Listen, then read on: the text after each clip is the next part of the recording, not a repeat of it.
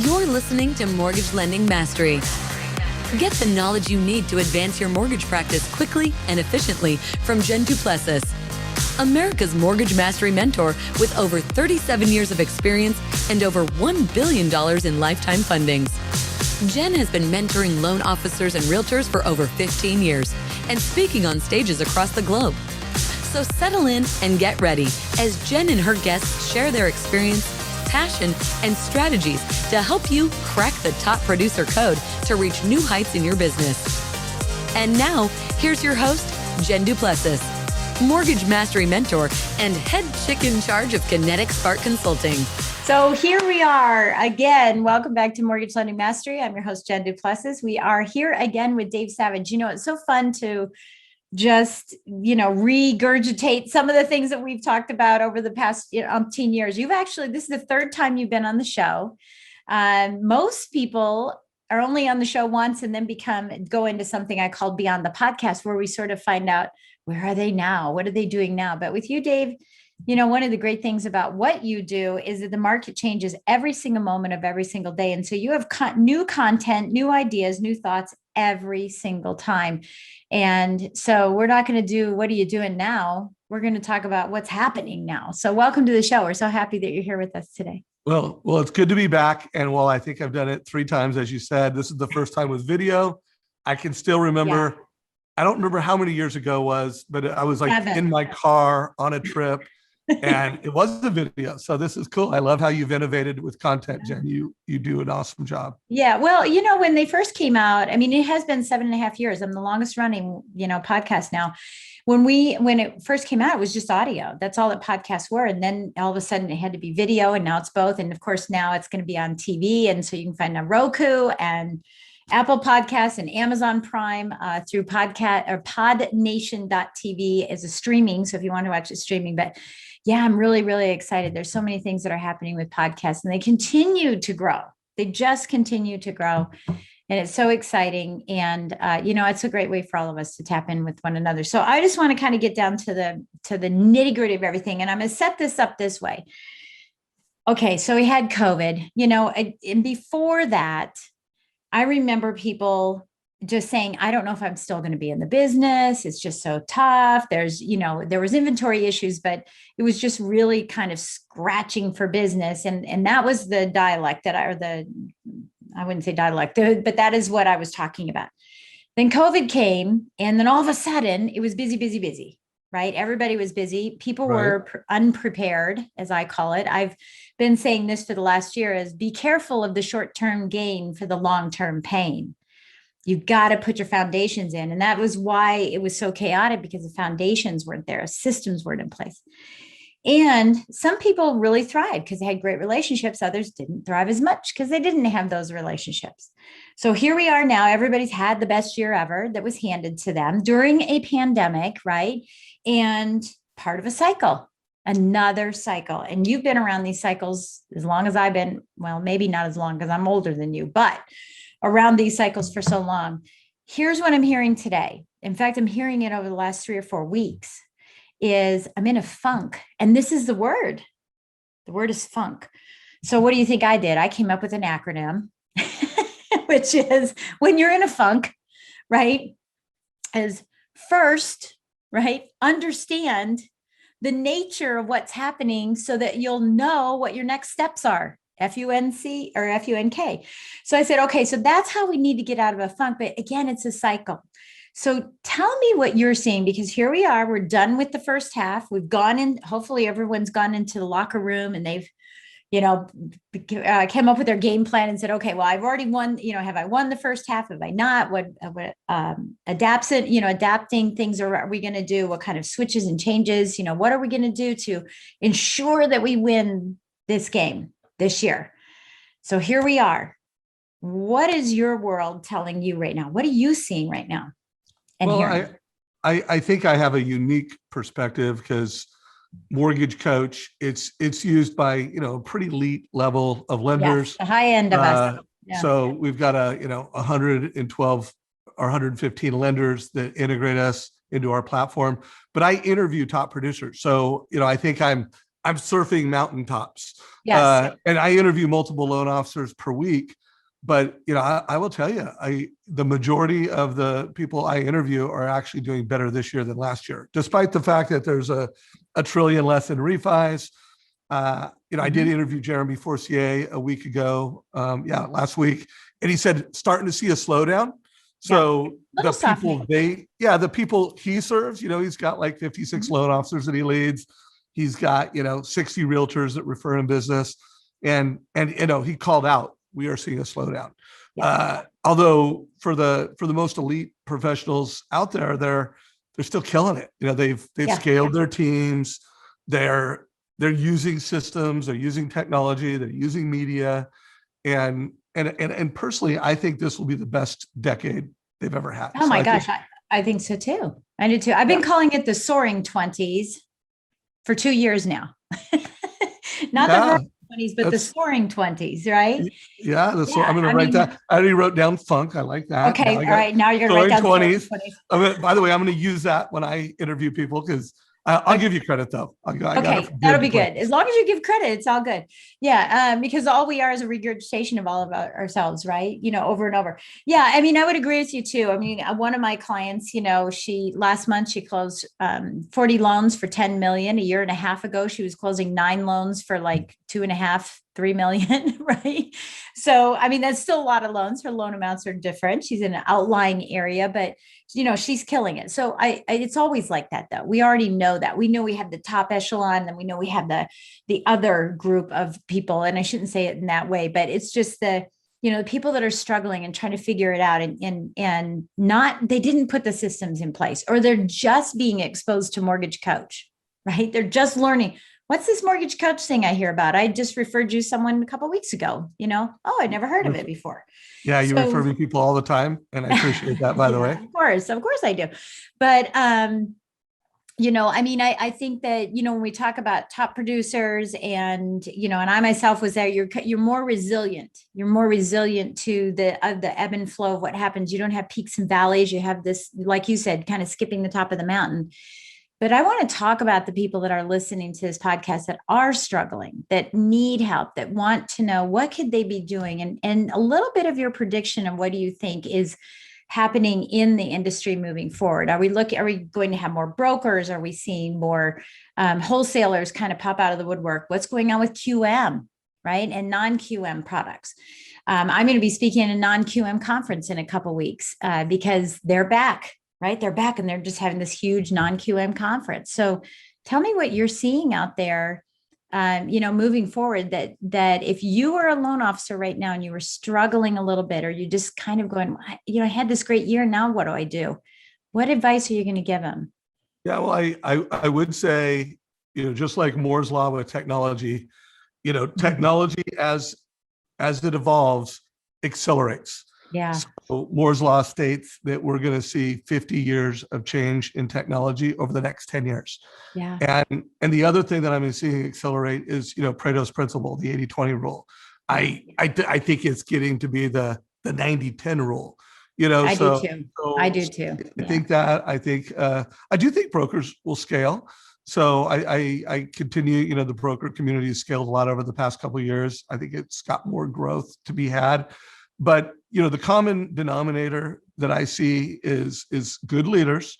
And remember, you don't have to be born a good leader. You can become a great leader by listening to podcasts like this one, by listening to books and implementing, doing things new and different. So leadership is the ultimate value proposition, but great leaders are using technology and media. It's really that simple. And you're seeing it. You're seeing video become a differentiator.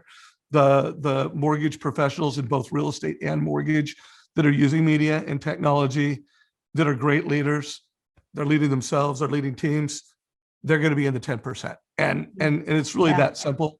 And I do think this will be a golden decade for great leaders that leverage tech and media in the mortgage and real estate space.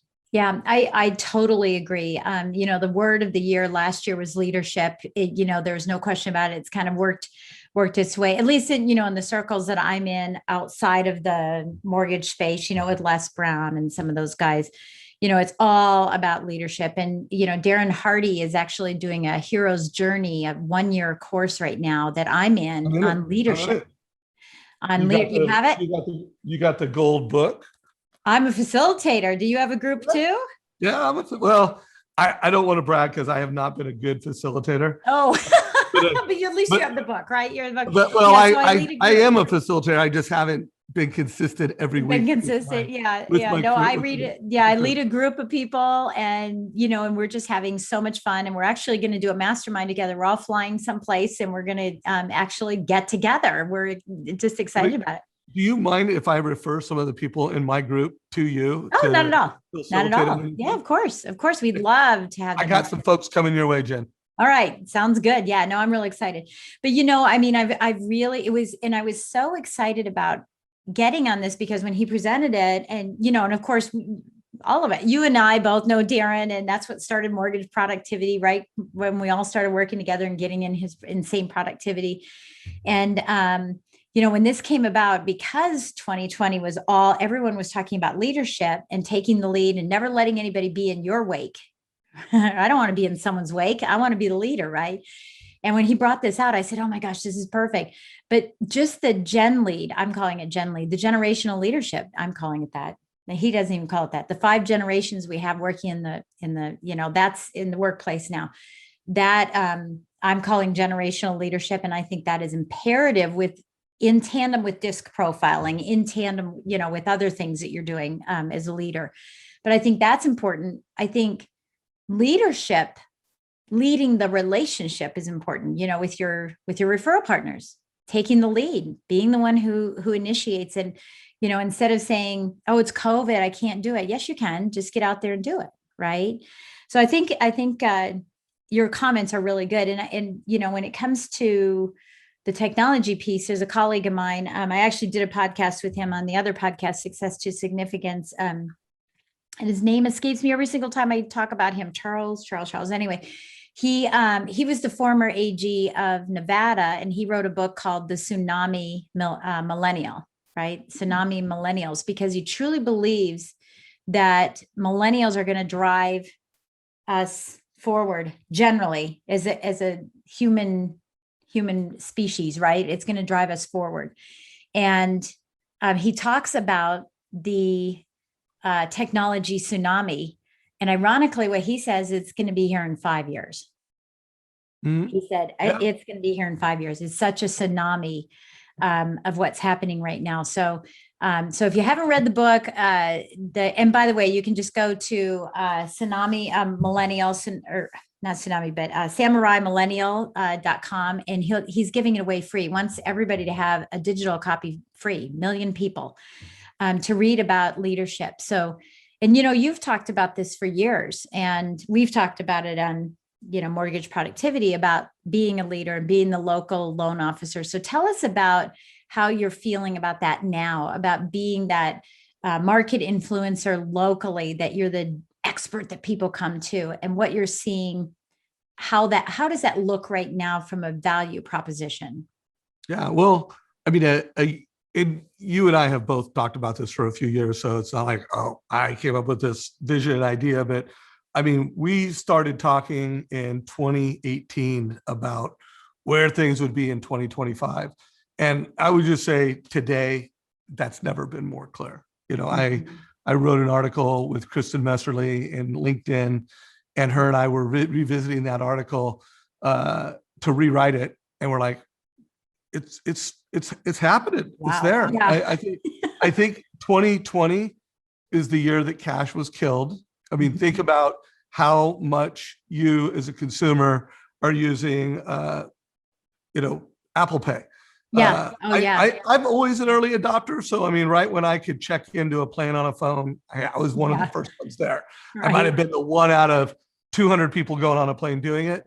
But now when you board an airplane, the majority of people are using their mobile apps. When you stand in line at a grocery store, the majority of people are using Apple Pay.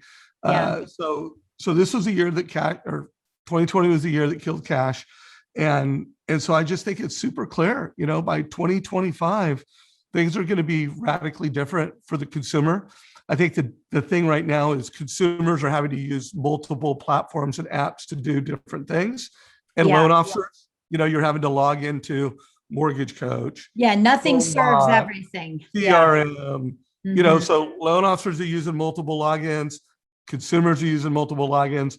But by 2025, 2027, there'll be a lot less logins. It'll be a lot more unified. Good news is for you loan officers, you'll have less logins and your job and workflow will be easier and even faster. Yeah. Bad news is there's a lot of things that can be automated that you're doing. Yeah. So what are you going to do that makes you different? Yeah. Yeah, and I think a consumer by 2027 will be able to call a number, whether that's for mortgage or for anything, and they will not know the difference if they're talking to man or machine. Yes. Like AI voice recognition is getting so good that it will be hard to know, like, hey, is this a machine or is this Right. the loan officer? So I just push loan officers to always be adopting the technologies that help you communicate more efficiently. And then my last piece, and then we'll go back and forth, is I write down going beyond the transaction. An acronym I talk a lot about is ACD, WACD. Write down WACD. And if you were in the specialty retail business, they have been executing on WACD for 10 years. It's what Amazon can't do. And I think, everybody who's listening to this, that you're in mortgage or real estate, you need to add a Z to it. What Amazon and Zillow can't do, you need to do. And then you need to do it beyond the transaction. So not just at the close of the loan, right? Or, take an app with a button, close a loan, but what are you doing for the 5 years in between every loan using platforms and automation? Do what Amazon and Zillow can't do, and do what Amazon and Zillow can do. And if you do that, you'll be good. Yeah, I think that's really good. I don't know if you know about this or not, but there is actually technology where your doctor can receive an algorithm from just your voice through the gal over here that I can't use her name right now because she'll wake up. Amy, we'll call her Amy.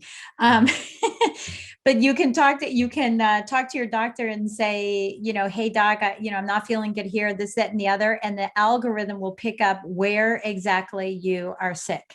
It's the most amazing technology. And it's like having, I don't know, it's like having an MRI. It's just through voice technology. Just so many things are moving at the speed of sound. It's crazy. What you're talking about, and I want to go through this, and I'm going to make an assumption, and I already know the answer, that you've read Rich Dad, Poor Dad. Of course. Yeah. And what you're really talking about, aside from, and so for those who haven't read it, on the left quadrant, it's 4 quadrants, right? On the left side, on the top, it's E for employee, which loan officers are not. Right. That's the support staff, the operations. Below that is S for sole proprietor. And then you move over to the right upper side and it's B for business owner. And then down next to that is E for entrepreneur. And I think what happens is that a lot of loan officers and real estate agents get trapped in the solopreneur world, right? And they want to grow teams, they want to get bigger, et cetera. And we know, and I know from, being a team lead, that was the progression you have to take, is you've got to get yourself out of sole proprietorship and get yourself up into business ownership, right? To be up in that business quadrant where you have a team, where you're thinking beyond, to your case, the WACD or the WACZD, is to be able to get out of the daily business, to have that thought process. I think that's one of the things that we're seeing with a lot of loan officers, that we're just also focused on the little ants crawling, on the ground, that we're just not seeing the big semi that comes by. So I'd like to just get an idea of what you think that looks like going forward.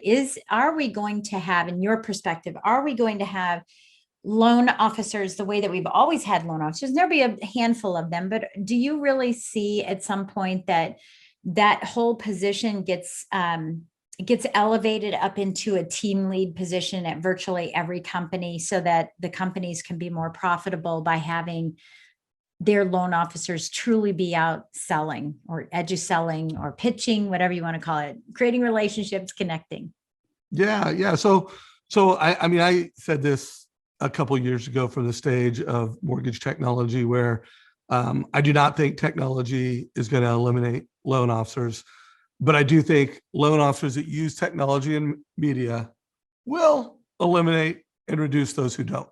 Yeah. I do think from a team perspective, there's a lot of synergy when you take different people that have different skills and you put them within the process. Someone is really detail oriented and is doing the things that detail oriented people do well. Someone that loves to talk and is great at connecting with people Mm-hmm. and has curiosity for people and loves people. Put them at the right place in the process to serve that local family, and then put the person who's good with details and runs linear processes, put them in the right spot. So I think you will see that. I mean, I do think when it comes to the refinance, that is, definitely going to be predominantly done by the machine. I think that, will there be debt consol and purpose-driven, cause-driven, strategy-driven refinances that a local mortgage advisor could do? Absolutely. Yeah. But are you going to see the big brands that drive machine and price, and even lenders just retaining that, with big data and technology, they're going to get to the refi first.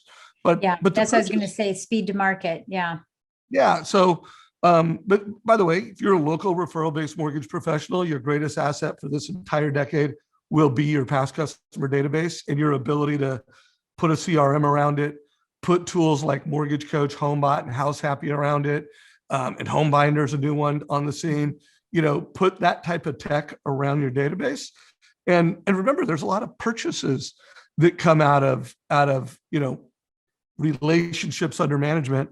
So I just think the local advisors that do everything I just described are gonna kill it. They're gonna get great market share. I totally agree. I mean, that is, I was talking to someone about this not too long ago and just saying, well, everybody's refinancing to a low interest rate. Well, I said, okay, so now what are you going to do? Well, I guess I'll wait till the next refi boom. And I was like, wait a minute. And I'm a perfect example. You and I were talking in the green room with my husband. My husband just had a very major life-threatening issue, event a couple of months ago. And, it changed what we're doing with our home. We're now selling our home. And it has nothing to do with what rate we have on our house, which I don't even know, because 17 years ago, we got a 5-1 ARM and we've never refied ever in 17 years. So we have a really super low rate, I'm sure, but that's not the concern. The concern is what I'm doing with my life. And so these life events is super important, and machines can't verify that. You can, by managing their mortgage, right? So I think that certainly is really important. From a scalability perspective, I'd like to get your take on scalability. I see what I call an accordion effect, right? It's like, I'm a loan officer, my volume gets high. I'm a real estate agent, my volume gets high. And I hire somebody and my volume gets low. And I go, I don't want that person anymore. And then it does it again. And then it, back and forth. And I know I'm talking about some lead indicators as well, lead and trailing indicators. But why is it people can't really scale? I have some opinions on this too, but I want to hear what you have to say about this. What do you think is holding people back from truly being able to scale? Well, I mean, I'm going to hit it from two sides, because there's a technology side and there's a leadership side. And another piece of technology I want to throw in the mix is Sales Boomerang, where they have alerts. Yeah. So when you look at the teams, the people that scale and manage and contract, in different markets up and down, they're not using their CRM weekly. They're using it hourly. Like they've got a really good tech to drive it. They're using tools like Mortgage Coach, HomeBot, Sales Boomerang, and they've got good systems. So they know their metrics, they know their conversion rates, they know how many leads that are coming in on any given month. They're able to look at their lead sources. And so they've just quickly, easily got a handle on it. and then they can adopt. And then part of it is leadership. It is being able to have the tough conversations, being able to recruit the right team, being able to have an efficient and effective team. Like I interviewed a lot of top producers that when the market shifted and we got this refi tidal wave, they had good systems in place, they had good processes in place, and then they just had to repurpose some people to focus on, client concierge. So it's always good foundational systems. By the way, one word, that are consistently implemented. If you are one of those loan officers or platforms that, every borrower is just like this new piece of artwork that you're reinventing it and you're kind of like all over the place, it's hard. So you got to have these systems in place, consistently implement, and then it's just leadership and decision making month to month, quarter to quarter. And I made it sound pretty easy. It's not easy, but it is possible. And there are a lot of great examples of leaders that implement, execute, and make great decisions as markets explode and as markets contract. There's just a lot of great people that do that. Yeah, I think it's just having that conveyor belt there with all of the cute bells and whistles, for client experience. There's no question about it. And that you can contract it when you have to go through the conveyor belt sooner or faster. You can contract some of those pieces and not, put all of them into place. I mean, that's one way to do it when you don't have the team. So here are my thoughts on this. I call it smart scaling, 3 V's, right? Having vision, having values, and having a voice on your team. For me, that's where the smart scaling comes from. I think so. Let's just think about this. You're in a bubble and you're a little stick figure person in a bubble, right? And everything is about you. Everything's coming to you. All the leads are coming to you. All the relationships are with you. The buck stops with you. Everything is about the way you're running things, the methodology of your running things. And what happens is that when you have team members that are outside of your bubble and they can't penetrate your bubble because it's all about what, they're just looking and going, can I help you with your bubble and the methodology? So what I'm suggesting that people do is remove themselves from the bubble, be outside of the bubble, just like their team members. And now the bubble becomes the business, and it becomes, it's not, the business isn't you. If the bubble becomes the business, what is the vision of the business? Not the vision of Jen independently, the vision of the values that the team is going to bring, and your voice, using your vernacular, your style, etc.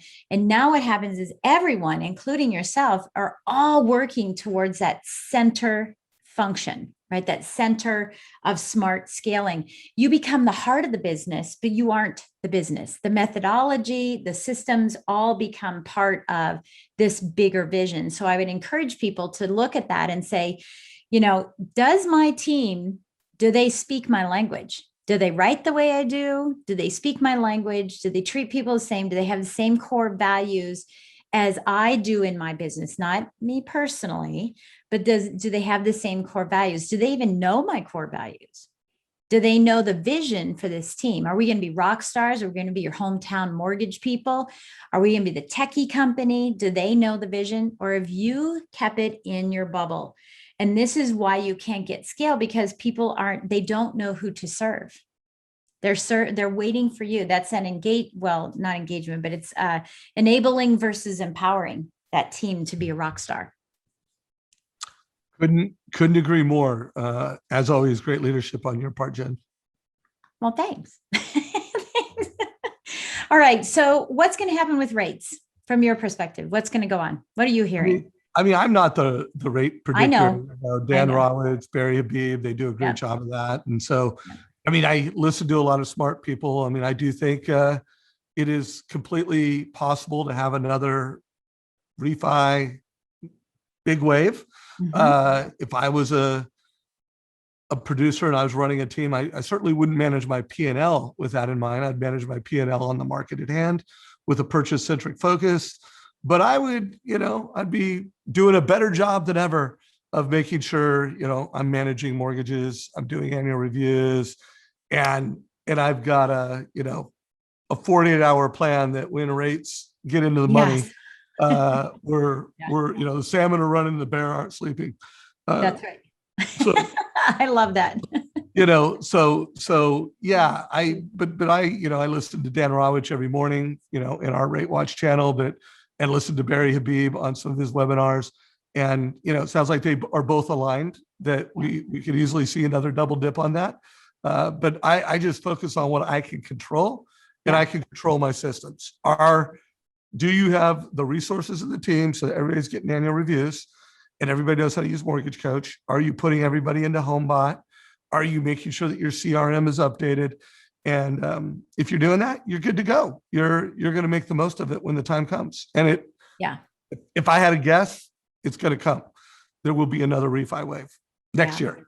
Yeah. And I just hope that people aren't going to be in a position where they're like, oh, I should have done all that stuff. She said to, I should have, I didn't do it, so I'm hoping that everyone does that. Okay. Let's talk about products and things like that.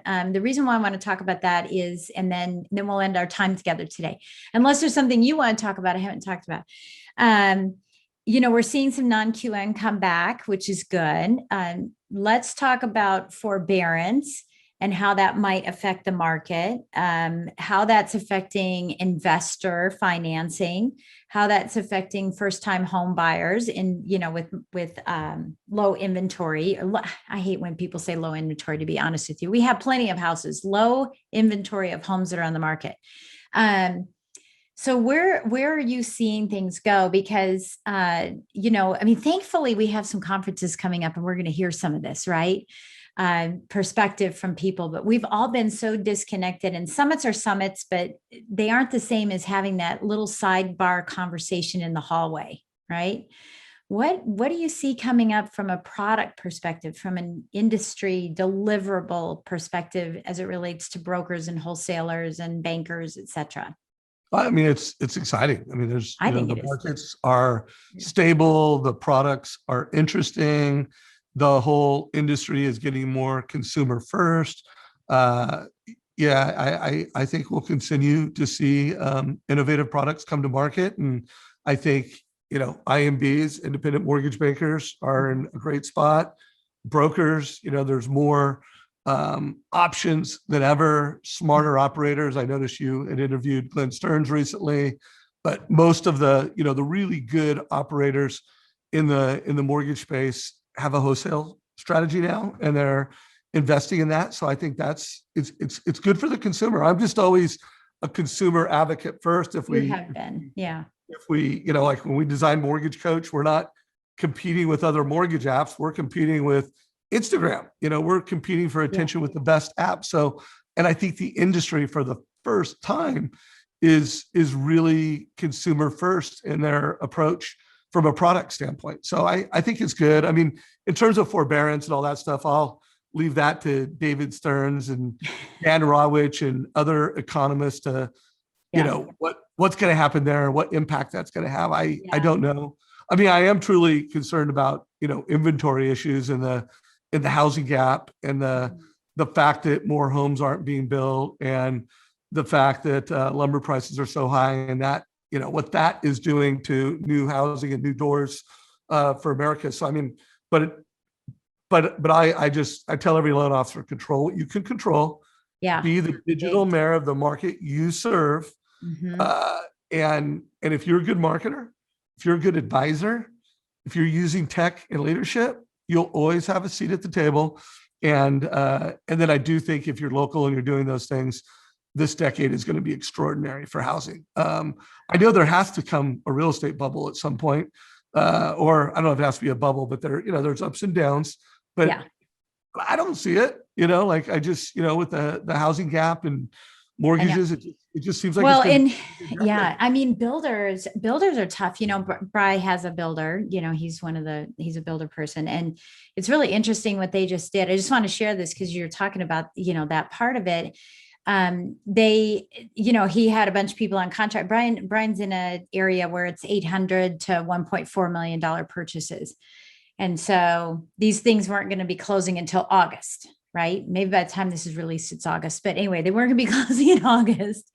And, they weren't going to be closing in August. And all of a sudden, out of the blue, the builder decided, oh, hey, we want to close all of them the end of June, early part of July. And some of these were September closings too. So imagine the psyche of the client. The client's going, okay, so I have this much more time to do whatever it is they're going to do, put their house on the market, etc. Brian's thinking he's got time, right, in doing this. What they did is and I won't name the builder, but they went down to the south. We're on the East Coast. So they go down to the south, and they get all the lumber supplies from the lower priced homes that they have developments, and they cart it all up, and then they rush to close the ones up here. Well, it caused all kinds of problems. Of course, the builder liked it because he's closing his bigger deals, but the clients were a mess. Brian was a mess because it's like, oh my gosh, we got a shift. We didn't know this was going to happen, and there were some things in there that, needed time. We needed it to close in September, so that effect that's been on just the way that the builders are shifting their supplies around the country.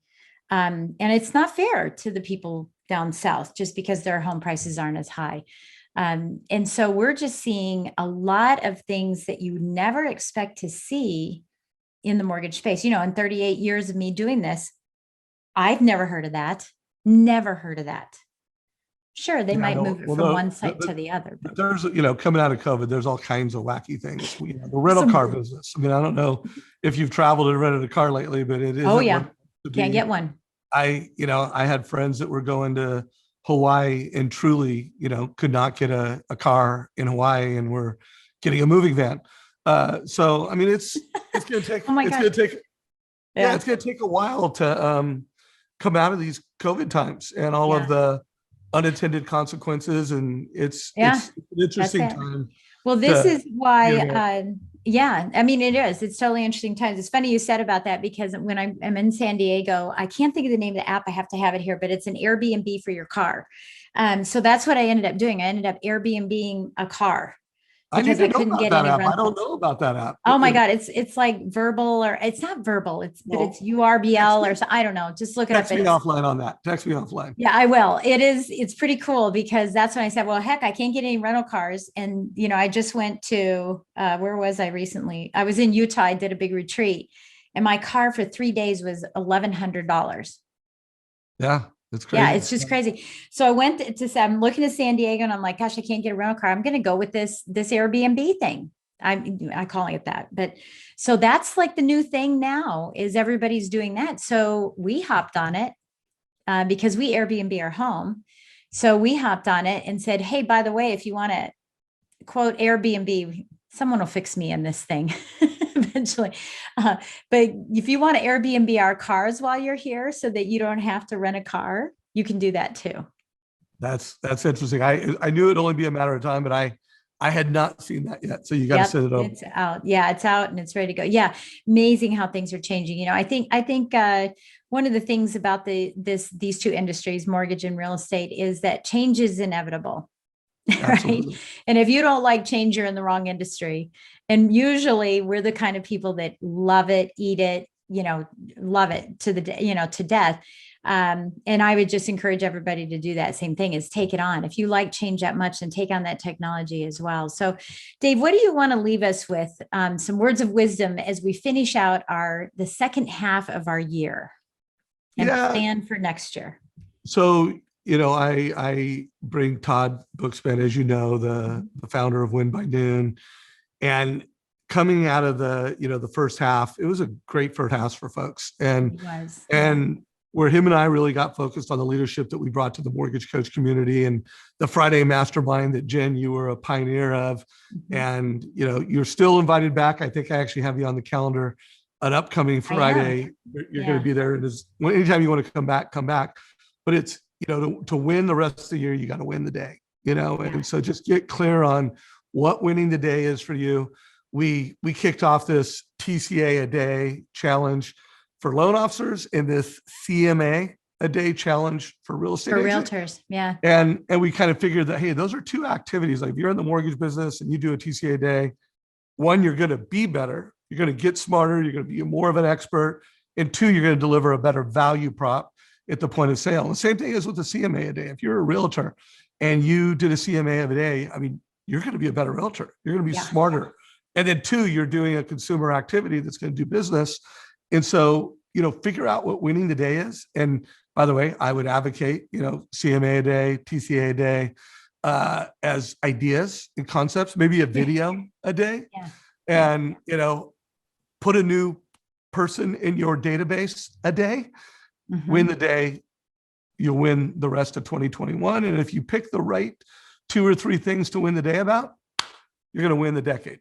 So those are my closing That's thoughts. great. I love that. And I'm all about action. Take action. Yeah, take action. That's it. And so that's it. Make sure you follow Mortgage Coach and our Mortgage Coach YouTube channel. And Jen, it's a gift to be on your podcast. And this was the first mortgage podcast I was ever on. And it's cool to, here we are in 2021 doing it again. I know, it's crazy. It's absolutely crazy. Okay. So Dave, where are you going to be in the coming months? If someone says, oh, I really like this Dave guy, and, maybe I haven't heard of Mortgage Coach, or maybe I have heard of Mortgage Coach, but I want to go watch him in person. Are you going to be in person anywhere? The two big events.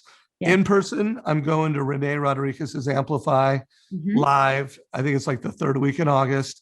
And then we are doing the Modern Mortgage Summit again on the first Wednesday in October. So that'll be a virtual summit. You can go to modernmortgagesummit.com and sign up for that. And those will be my 2 places that I'll be on stages that I know of. Well, there's others, but I can't remember them all right now or what dates they are. I know the feeling. I have 17 trips between the time we're doing this to the end of the year. And I have no idea where I'm going half the time. As a matter of fact, I walked into an airport the other day and I stood at the baggage claim and just stood there and went, I don't know where I am. I literally don't know where I am. I looked around. It was ridiculous. So sad. It's wild. Well, I just want to say thank you again so much for coming on. I love bringing you on. And hopefully, in another 3 years, if I'm still doing this in 3 years, I hope I am. I hope I'm back. Yeah. I'll have you back and we'll see what's going on again. And I wish you the best. You got such a great product. I'm a big fan. I'm going to make sure that there's a link in here that everybody gets more, can go see Mortgage Coach. And just thank you again for joining us today and spending time with us. I really appreciate it. Take care, everybody. Thanks for your time and attention, everybody. All right. Bye. Thanks for listening to Mortgage Lending Mastery. Be sure to subscribe to hear more sales tips, ideas, strategies, and tactics to help you with your personal and professional growth to multiply your results in record time. And if you like what we're doing, don't forget to give us a rating and review so we can continue to bring you the best content possible. Wanting more beyond the podcast? Join our Mortgage Lending Mastery membership community, where you will find extended interviews with our favorite guests, weekly training, tips, and insider secrets, fireside chats with Jen, free content, meet, share, and collaborate with other members, and so much more. Click the link in the show notes to learn more about this exclusive content. Mortgage Lending Mastery is an Industry Syndicate charter podcast. Industry Syndicate is the first podcast network specifically for the mortgage and real estate industries. Get the Industry Syndicate app in the App Store or Google Play today.